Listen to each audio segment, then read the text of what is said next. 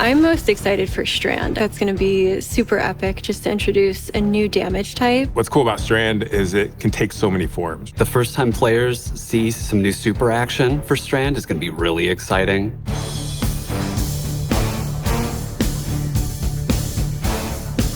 Strand is this network of metaphysical connection. Objects, people, past, present, future.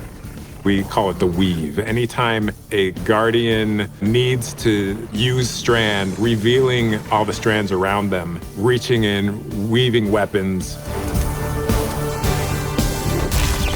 Each of the supers kind of reflect that idea, weaving into needles, weaving it into a giant rope dart, weaving it into claws, revealing it as these green strands in the world.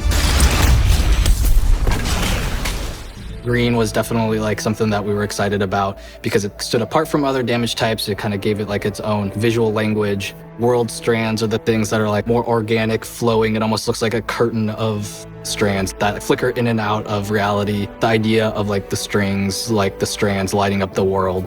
I think that was when everything kind of started to come together, and like that starts to then influence what's the design? What is the VFX gonna look like? What does audio sound like for it? We really wanted to visually show that there's some sort of order in the universe or some sort of chaos.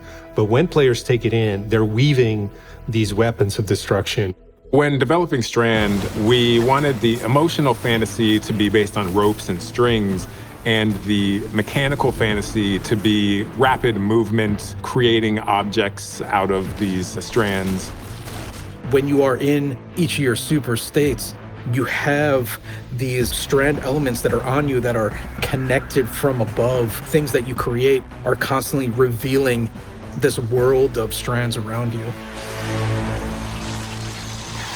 Threaded Spike, the hunter's melee ability, will bounce between enemies until it can't find anymore, and then it will come back to me. If I press the melee button again, as it comes back to me, I will catch it, and that gives me melee energy for the next time I want to use it. As a VFX artist, we came up with this idea of when it goes out, let's put a bunch of additional communication on it to make it look more dangerous, and when it comes back, we don't add that stuff, and it's simpler, and then it feels less dangerous. And then that's when we know that we did it right, when you're not even questioning it. But getting to that point is definitely a challenge, and each one of the strand abilities, I feel like, have these little twists in there.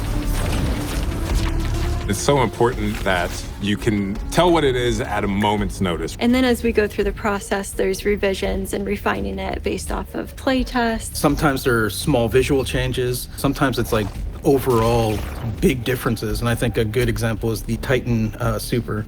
We had this really cool swipe attack that was severing enemies, but it was hard to chase those enemies down. We need a long-range attack for the Titan that is going to enable us to get close with the melee attack and attack them. And Suspend was a natural choice for that.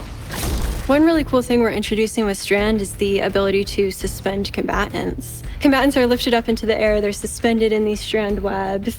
Their limbs are now like connected to these invisible strands and they are vulnerable. Then you can then start to set up combos on top of that, or even just, I need to take a breath moment. That really gives you and then your fire team members an opportunity to kind of set up 1-2 punch kind of combos. Sometimes you can use it more as utility and provide support for your team. And so I think that's going to create like a lot of opportunities where Strand's going to be valuable no matter what.